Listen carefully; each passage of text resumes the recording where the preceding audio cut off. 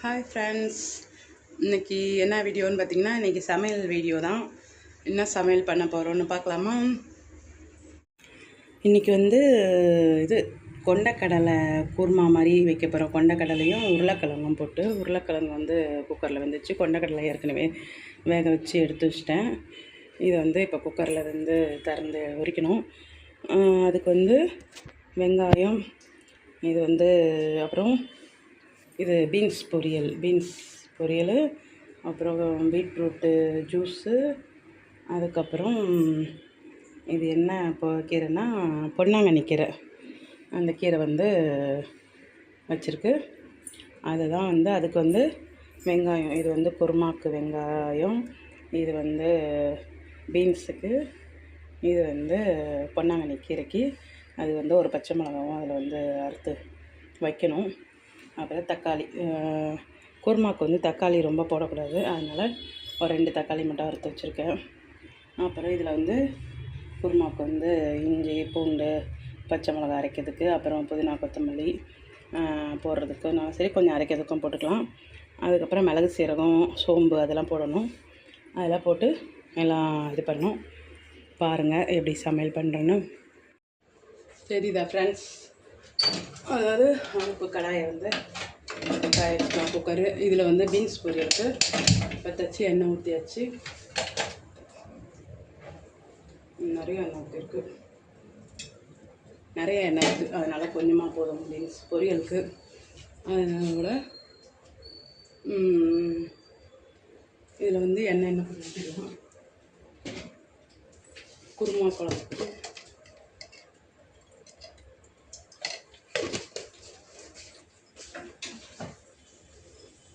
எண்ணெய் ஊற்றியாச்சு.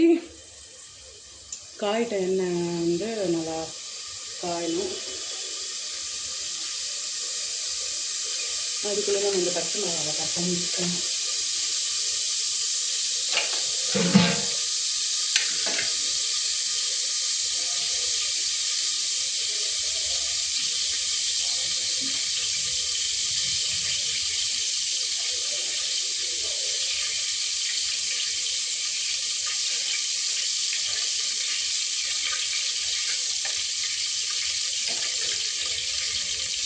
கீரைக்கு பச்சை மிளகா கட் பண்ணி வச்சாச்சு. அப்புறம் பீன்ஸ் பொரியலுக்கு எண்ணெய் காஞ்சி வச்சு கரை கொஞ்சம் உளுந்தம்பருப்பு வச்சு வெங்காயம் போட்டுக்கலாம். வெங்காயம் போட்டு வதக்குறோம்.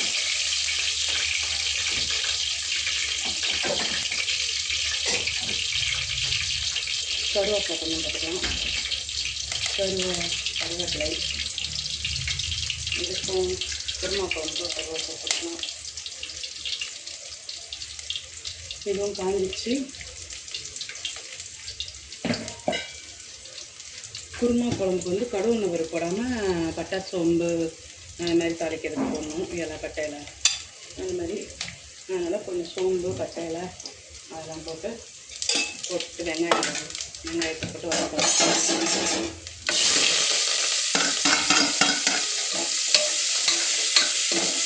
இது அதிலே பச்சை மிளகாவும் கீரி போட்டாலும் போடலாம். ஏன்னா பச்சை மிளகா கீரி போட்டால் அதிலே இருக்கும். இது ஆனால் அரைச்சி போட்டோன்னா எல்லாமே இறங்கிடும். அப்படியே அந்த இஞ்சி பூண்டோட அரைச்சியை போட்டோன்னா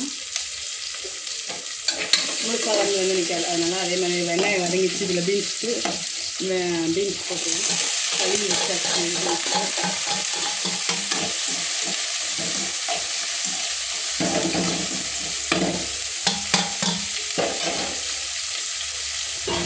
வேகத்தை மூடி வச்சுருவோம்.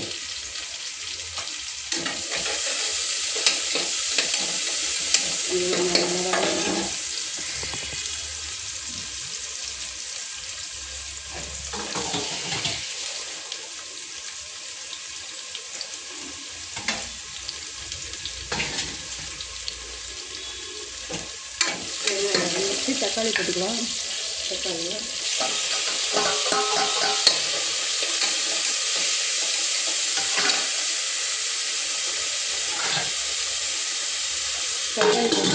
வேகட்டும்.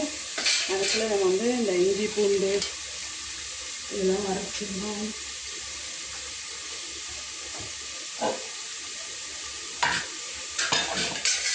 இஞ்சி பூண்டு பச்சை மிளகா கொஞ்சோண்டு கருவேப்பிலை கொஞ்சம் கொத்தமல்லி இதிலே போட்டுக்கலாம்.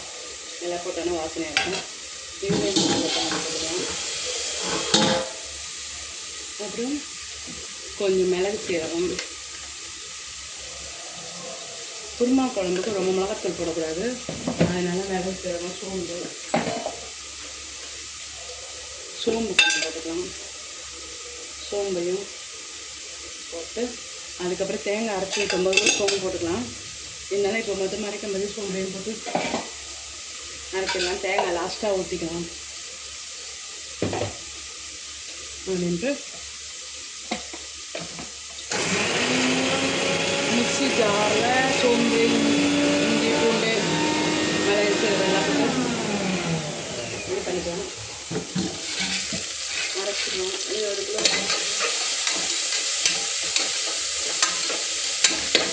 இன்னும் கொஞ்சம் வதங்கணும். பீன்ஸ் கொஞ்சம் வதங்கணும்.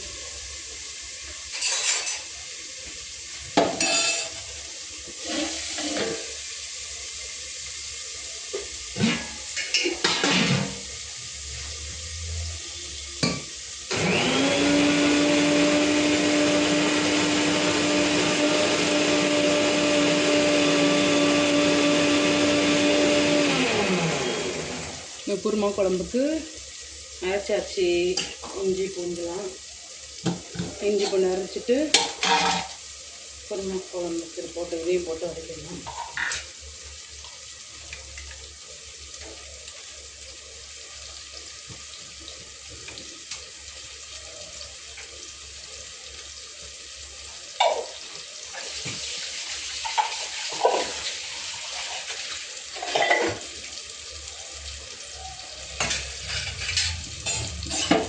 போட்டு அது செஞ்சுக்கலாம்.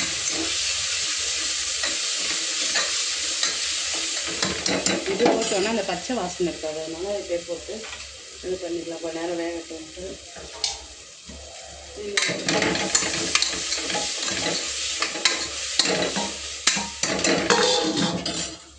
கொஞ்ச நேரம் மூடிக்கலாம். அதுக்கு மூடிட்டு அதுக்குள்ளே வந்து நம்ம உருளைக்கிழங்கு உரிச்சு வச்சிடலாம்.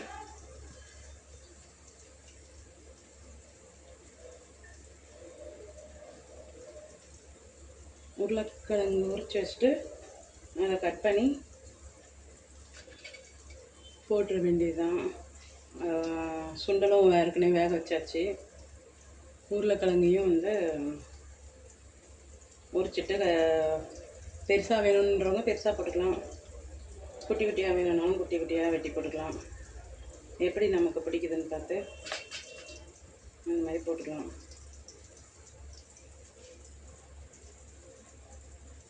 இன்னுமே கொஞ்சம் ஸ்லோவாக தான் வச்சுருக்கேன். இன்னும் ரொம்ப தப்புன்னு எரியுது.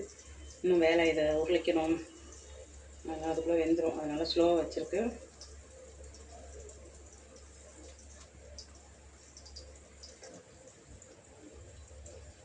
உருளைக்கிழங்கு உரிச்சாச்சு.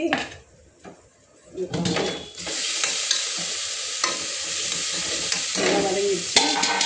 அதோட இந்த சுண்டல் வேக வச்சதையும் அந்த தண்ணி மட்டும் வேறு எதுலையாவது எடுத்து வச்சுக்கலாம். தண்ணி அப்புறம் ஊற்றிக்கலாம். அதனால் இதை ஊற்றிட்டு கொஞ்சமாக அப்படியே அதோட போட்டு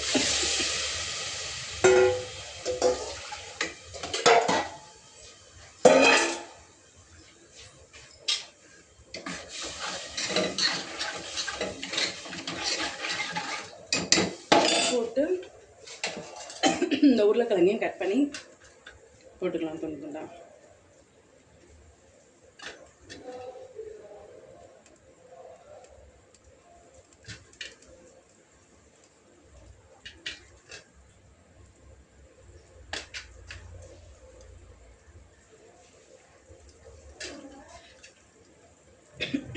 ரொம்ப வேக வச்சிட்டோன்னா அது வந்து கொலன்னு ஆயிடும். அதனால் மீடியமாக தான் வெந்திருக்கு. அதனால் கட் பண்ணி போடுறதுக்கு கரெக்டாக இருக்குது. கட் பண்ணி அப்படியே போட்டுக்கலாம். அதையும் போட்டு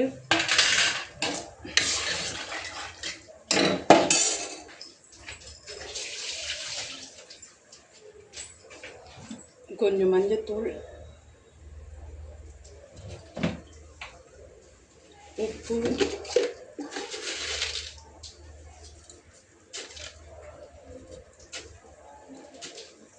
தேவையான அளவு போட்டுக்கணும்.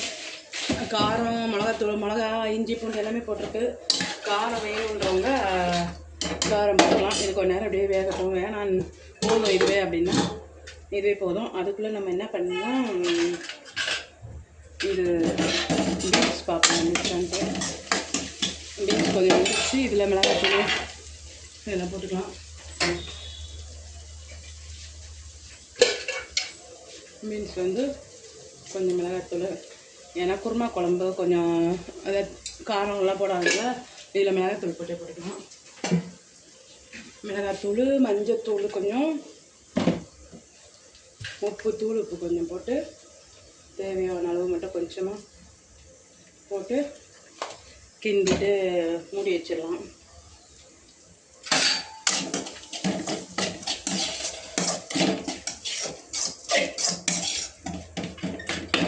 அப்படியே அது சிம்மில் இருந்தாலே அப்படியே கொஞ்சம் வேகம், அப்போ தான் நல்லா இருந்துடும். அதனால் வேகிறதுக்கு வேணால் லைட்டாக கொஞ்சோண்டு மேலே தண்ணி ஊற்றி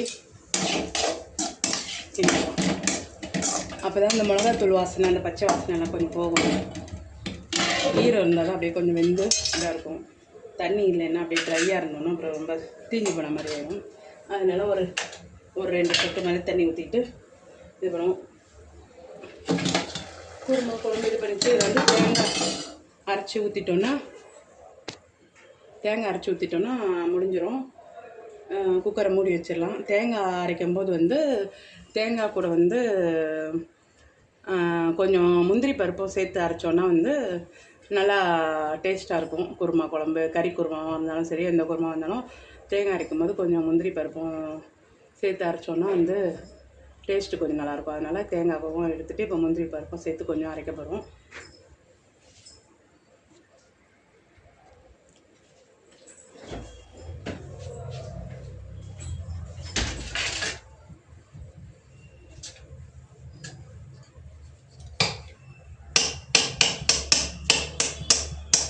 தேங்காவை கட் பண்ணிக்கலாம். போதும், தேங்காய் கொஞ்சமாக போதுனாலும் போட்டுக்கலாம். இன்னும் கொஞ்சம் வேணும்னாலும் எடுத்து போட்டுக்கலாம். எவ்வளோ நமக்கு தேவையோ அதுக்கேற்ற மாதிரி தேங்காய் யூஸ் பண்ணிக்கலாம்.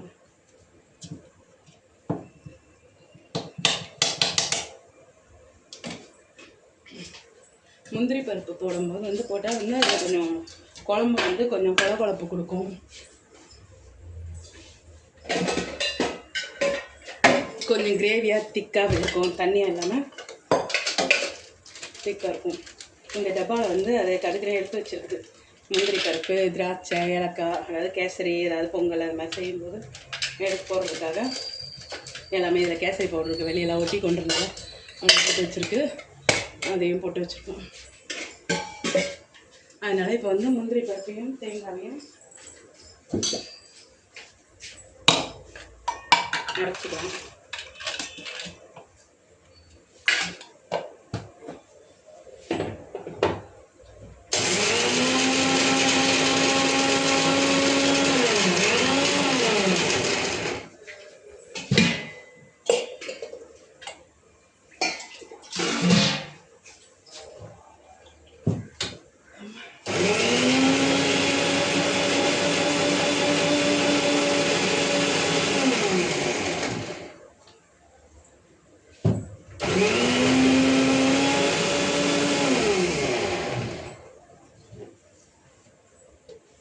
முந்திரி பருப்பு தேங்காய் அரைச்சது பாருங்க, நல்லா இதே அப்படியே குடித்தா கூட நல்லாயிருக்கும், டேஸ்ட்டாக இருக்கும்.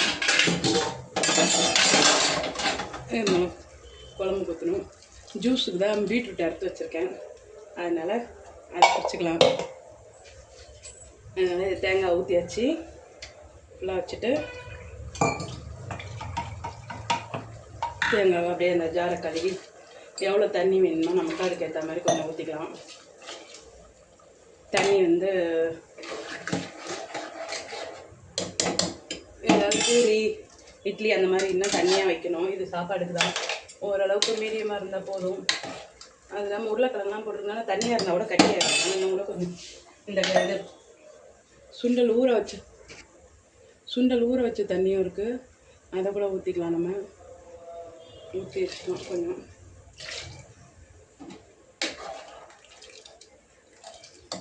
இது ஊற்றிடலாம்.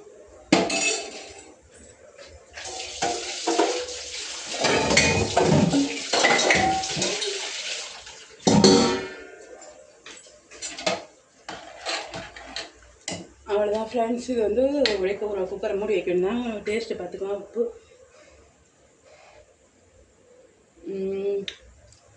எல்லாமே சூப்பராக இருக்குது, கரெக்டாக இருக்குது. அப்படியே மூடி வச்சிடலாம் குக்கரை.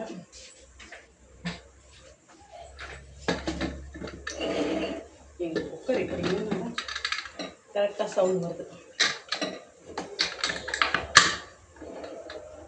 இப்போ பீன்ஸ் பார்க்கலாம். பீன்ஸ் வெந்துருச்சு நல்லா.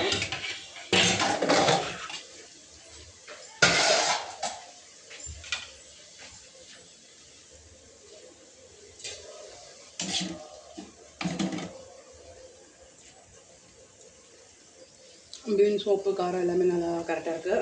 இதில் வந்து கொஞ்சம் தேங்காய் மட்டும் திருவி போடலாம்.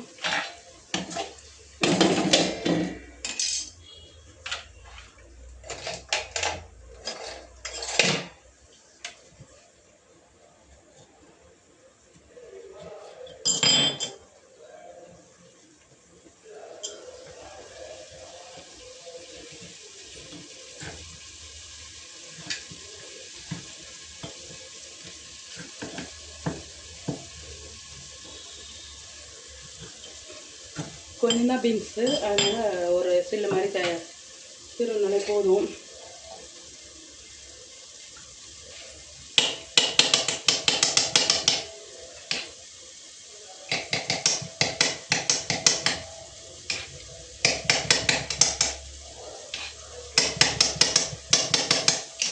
ஓகே, சீவி வச்சு இதில் தேவிக்கலாம்.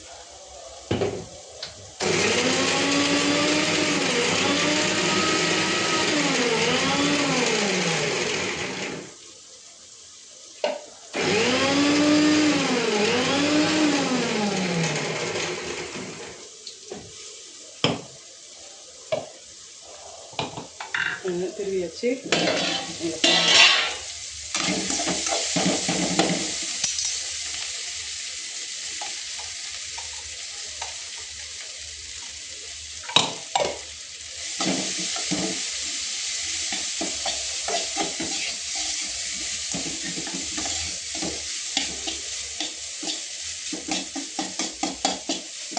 தேங்காய் வந்து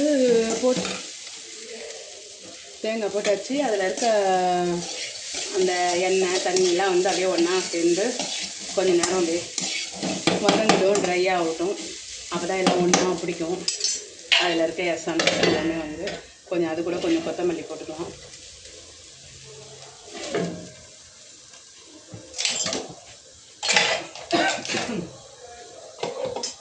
இப்போ வந்து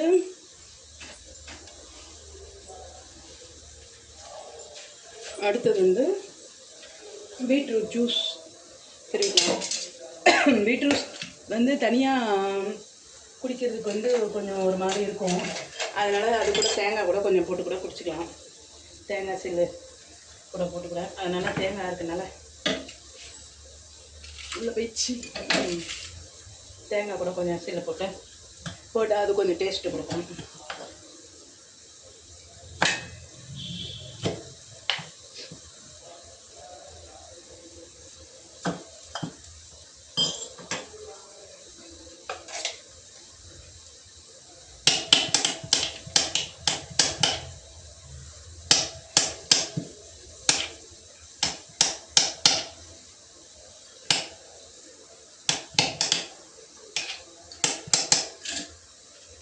தேங்காய் வெட்டியாச்சு. இந்த ஜார் பத்தாது, பெரிய ஜாரில் போடணும். இன்னும் இந்த ஜாரில் போட்டுக்கலாம். பீட்ரூட்டை போட்டுக்கலாம். இந்த தேங்காய் அறுத்து வச்சதையும் அதையும் போட்டுக்கலாம். இப்போ இதுலேயே ஏலக்காய் கூட 2 போடணுன்னா போடலாம், வாசனையாக இருக்கும். அதனால் பெரியவங்க குடிக்கிறதா இருந்தால் போட்டுக்கலாம். எங்கள் வீட்டில் எங்கள் பாப்பா எங்கள் சந்தையெல்லாம் அந்த ஸ்மெல் பிடிக்காது வேண்டாம் அப்படின்வாங்க. அதனால் போட்டுக்கலாம். நானும் எங்கள் வீட்டுக்காரர் தான் குடிக்க போகிறோம்.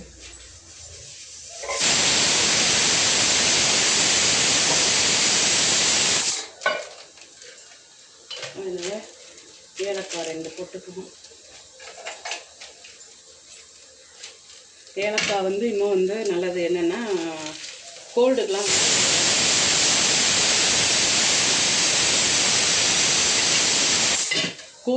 ஏலக்காய் வந்து காலையில் சாப்பிட்டோன்னா கோல்டெல்லாம் போகும் அப்படின்னு ஒரு இது இருக்குது. அதனால் சாப்பிட்டுக்கலாம்.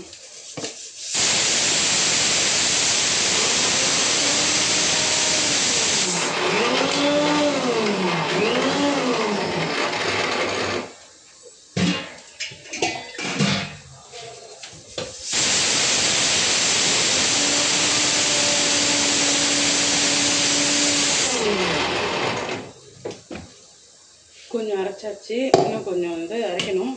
அதுக்குள்ளே வெல்லம் போட மறந்துட்டேன். வெல்லத்தையும் போட்டுடலாம். அதிலே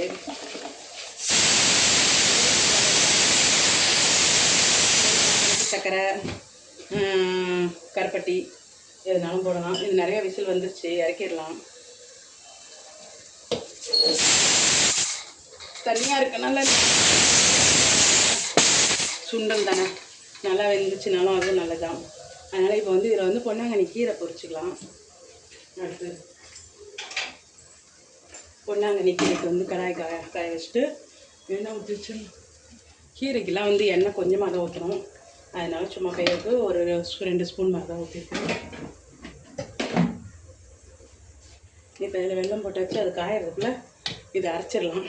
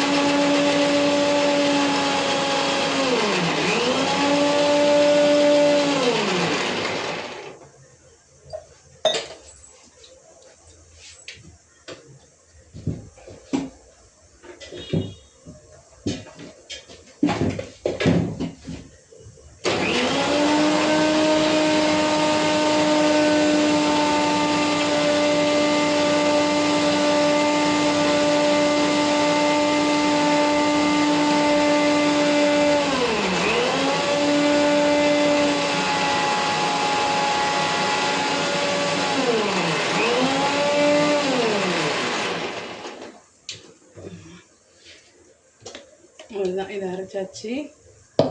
இன்னும் கொஞ்சம் தண்ணி வேணால் ஊற்றி அரைச்சிக்கலாம். நிறைய வேணும்னா கட்டியாக இருக்குது. அதனால இன்னும்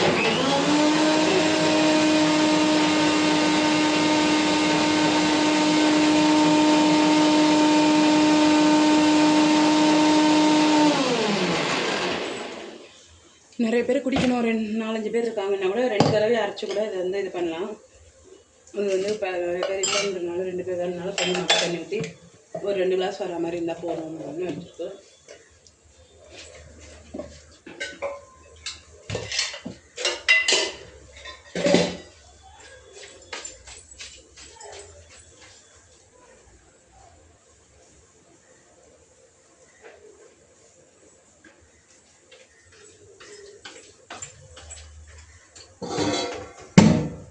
நம்மளோட வடிகட்டி துணியில் வச்சு வச்சுக்கலாம்.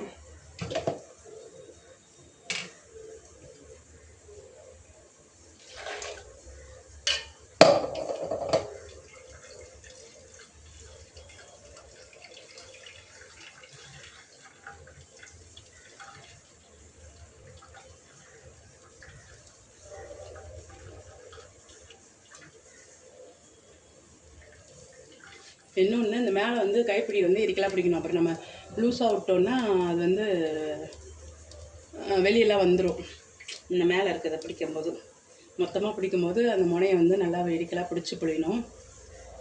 லூஸாக விட்டால் வெளியெல்லாம் வந்துடும். அதனால் இந்த இடத்துல டைட்டாக பிடிச்சிட்டு புழிஞ்சோன்னா எல்லா எசன்ஸும் வந்துடும். நல்லா எல்லாமே வந்துடுச்சு பார்த்திங்களா. அவ்வளோதான். இதில் வந்து சக்கை தான் இருக்கும். அதை இன்னும் கொஞ்சம் அரைக்கணும் அப்படின்னாலும் திருப்பியும் போட்டு கொஞ்சம் தண்ணி ஊற்றி அரைச்சோம்னாலும், அரைச்சி இன்னொரு தடவை புளியணுன்னாலும் அதுவும் வரும். இதனால இப்போதைக்கு வேண்டாம்னு விட்டாச்சு.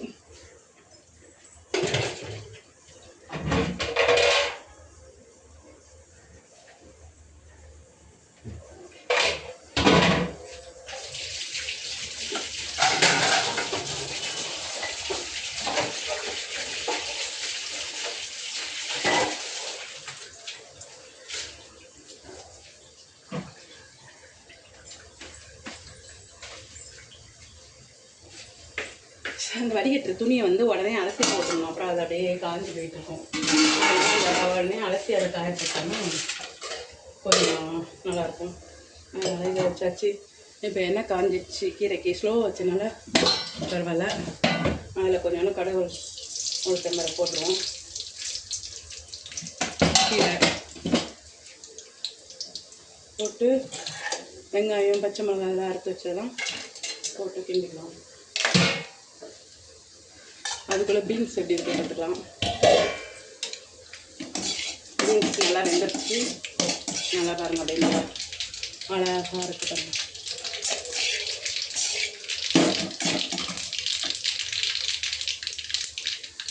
உப்பு எல்லாமே பிடிக்கிட்டு நல்லாயிருக்கும். இதுக்கா வெங்காயம் வச்சு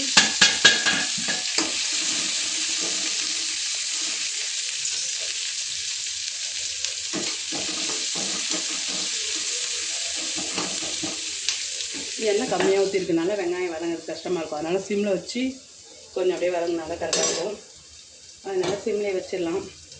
ஏன்னா கீரைக்கு ரொம்ப வெங்காயம் போட்டாலும் எண்ணெயாக இருக்க மாதிரி இருக்கும் வதங்கின பிறகு. அதனால் போதும். அதனால் சிம்மில் வச்சு வதக்கி பொறுமையாக செஞ்சுக்கலாம்.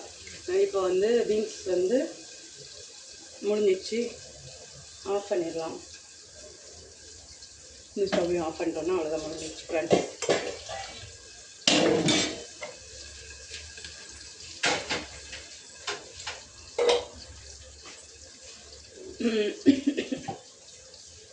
பொன்னாங்க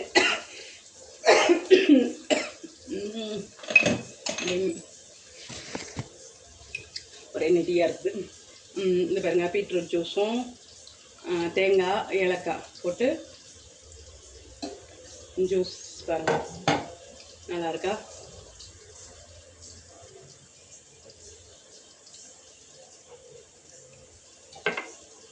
இது மீதி வாங்க குடிக்கிறதுக்கு வரீங்களா?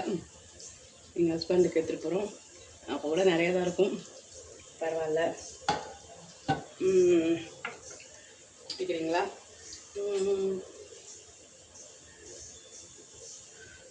தேங்காய் போட்டோன்னு செம்ம டேஸ்ட்டாக இருக்குது. நீங்கள் கூட ட்ரை பண்ணுங்கள். இன்னும் வேறு ஏதாவது என்ன போட்டு செஞ்சால் நல்லாயிருக்கும் அரைச்சா ஜூஸ்க்குன்ட்டு பாருங்கள். நல்லா அப்படியே ஒரே ரத்தம் கலரில் இருக்குது பாருங்கள். அப்படியே செம்மையாக அப்படியே நல்லா என்ன சொல்கிறது, லஸ்ஸி மாதிரி இருக்குது. லஸ்ஸியாக ரோஸ் மில்க் மாதிரி இருக்குது டேஸ்ட்டு.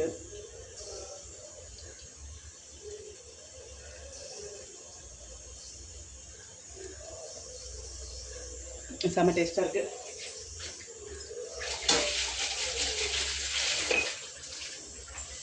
கண்ணாடி கிளாஸு பவுலில் அப்பப்போ கழுவி வச்சிடணும். ஏன்னா அது பாத்திரத்துக்குள்ளே இருந்தால் அப்புறம் அது டக்குன்னு அது என்ன எடுக்கிறோன்னே தெரியாமல் கீழே போட்டுருவோம். அதனால் கழுவி வச்சிட்டோன்னா வேலை முடியும். வெங்காயம் கொஞ்சம் வதங்கிச்சு, அதுவும் இதையும் போட்டு வதக்கிடலாம். அப்படியே வதங்கிடுறது. பொன்னாங்கண்ணி கீரை வந்து கண்ணுக்கு நல்லது, முடி வளர்ச்சிக்கு நல்லது. கீரைனாலே வந்து பொதுவாக எல்லாத்துக்குமே நல்லதுன்னு சொல்லுவாங்க.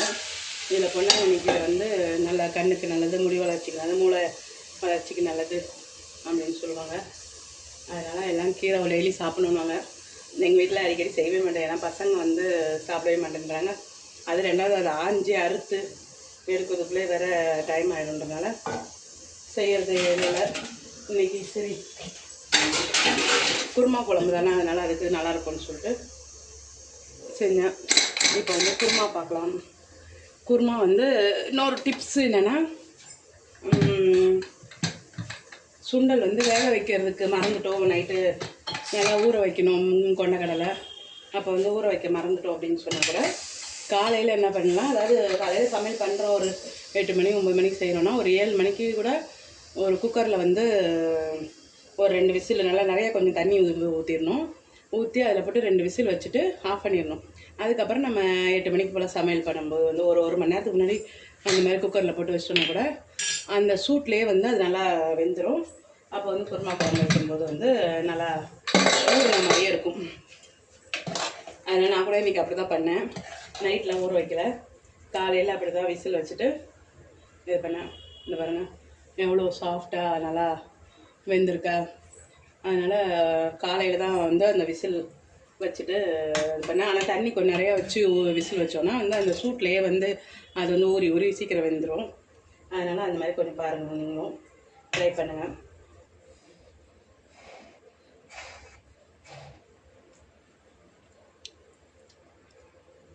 கொண்டக்கடலையும் வந்து உடம்புக்கு நல்லது. பச்சையாக ஊற வச்சு சாப்பிட்டாலும் சரி, வேக வச்சு சாப்பிட்டாலும் சரி, உடம்புக்கு நல்லது. அதனால் குருமா வேலை முடிந்து விட்டது. இப்போ இது சாப்பாட்டுக்கும் வச்சுக்கலாம். நைட்டு வந்து தோசை இட்லி சுடுவோம் நாங்கள், அதுக்கும் நல்லாயிருக்கும். பூரி சுட்டாலும் பூரிக்கும் வச்சுக்கலாம், பூரி சப்பாத்தி அதுக்கும் வச்சுக்கலாம்.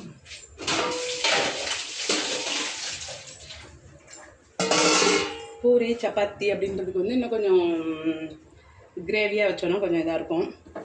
சாப்பாட்டுக்குனால கொஞ்சம் தனியாக தான் வச்சுருக்கேன். இப்போ கீரையை பார்ப்போம். கீரை கொஞ்சம் வந்திருக்கு. கீரை வந்து ரொம்ப வேக விடக்கூடாதுன்னு சொல்லுவாங்க. ஒன்று, ரெண்டாவது மூடி கூட வைக்கக்கூடாது, திறந்தே வேக வைக்கணும் அப்படின்வாங்க. அது ஏன்னா ஒரு இதில் வெந்துடும் அப்படின்னு. அதுமாதிரி கீரைக்கு உப்பு வந்து ரொம்ப போட்டாலே ரொம்ப லைட்டாக போடுற மாதிரி தெரியும், அதுவும் ரொம்ப ஆயிரும். அதனால் சும்மா ஒரு துளி தான் போட்டிருக்கேன். அப்படியே வந்து பெரட்டி விட்டாலும் அது உப்பு போட்டோன்னு வேறு கொஞ்சம் தண்ணியாக வரும், அந்த உப்பில் இருக்க தண்ணியே வந்து. அதனால் முதல்ல வெந்துட்டா கூட அதனால் தண்ணிலாம் ஊற்ற தேவையில்ல, அதில் இருக்க தண்ணியே வந்து போதும். அப்படியே மூடி வச்சுக்கலாம். திருப்பியும் கொஞ்சம் மூடி வச்சுட்டு இதுலேயும் தேங்காய் திருவி போடணுன்னா போடலாம். அப்புறம் இது பருப்பு வந்து ஒவ்வொருத்தவங்க வேக வச்சு அதில் போட்டாலும் அது கூட்டு மாதிரி டேஸ்ட்டாக இருக்கும். இப்போ இன்றைக்கி குருமா குழம்புன்றனால நான் பருப்பு போடல. தேங்காய் போடணுன்னா இதில் வேறு தேங்காய் போட்டிருக்கு, அதனால் அதில் எதுவுமே போடலை. வெறுதாவே அப்படியே கிண்டிட்டு சாப்பிட்டுக்கிட்டோம்ன்ட்டு. எப்படி கீரை சாப்பிட்டாலும் நல்லது தான். அதனால் இது அப்படியே போதும். அதுக்கு மாரி வேர்க்கடலை கூட கடைசியாக தூளாம். அப்புறம் பொரி அரிசி வந்து வறுத்துட்டு அந்த அரிசியை வந்து மிக்சியில் போட்டு பொடி பண்ணிவிட்டு அதை இறக்கிட்டு போட்டோம்னா அது ஒரு தூளாக இருக்க மாதிரி இருக்கும்போது பொதுன்னு இருக்கும். அந்த இது முருங்கைக்கீரைக்கு மெயினாக போடுவாங்க. அது மாதிரி எல்லா கீரைக்கும் கூட போட்டாலும் அதுவும் ஒரு நல்ல டேஸ்ட்டாக பொதுன்னு வர்ற மாதிரி இருக்கும். அதனால் அது மாதிரியே செஞ்சுக்கலாம், ட்ரை பண்ணுங்கள். ஓகே, எப்படி இருக்குது என்னோடய வீடியோஸ்லாம்? எல்லோரும் லைக் பண்ணுங்கள், சப்ஸ்கிரைப் பண்ணுங்கள், கமெண்ட் பண்ணுங்கள். Okay, bye friends. அவ்வளோதான். இது கீரை இன்னும் கொஞ்சம் நேரம் வேகணும். இன்னும் கொஞ்சம் நேரம் உப்பு போட்டனால கொஞ்சம் தண்ணியாக இருக்குது. அந்த தண்ணியெலாம் கொஞ்சம் இருந்தோன்னும் இறக்கிற வேண்டியதான். முருங்கைக்கீரை தான் இன்றைக்கி கேட்டேன். கீரைக்காரமாக வந்து எடுத்துகிட்டு வரல இன்றைக்கி. அரைக்கீரை மற்ற கீரைலாம் இருந்தது. சரி, இது பொன்னாங்கண்ணி கீரை ரொம்ப நாள் ஆயிடுச்சு, நல்லது உடம்புக்குன்னு சொல்லிட்டு இன்றைக்கி பொன்னாங்கண்ணி கீரையும் பீன்ஸ் பொரியலும் குருமா குழம்பு வச்சுருக்கு. Okay, bye friends. அடுத்த வீடியோவில் சந்திப்போம். அடுத்த வீடியோவில் வேறு ஒரு டிப்ஸோட, வேறு ஒரு சமையலோட பார்க்கலாம். ஓகே.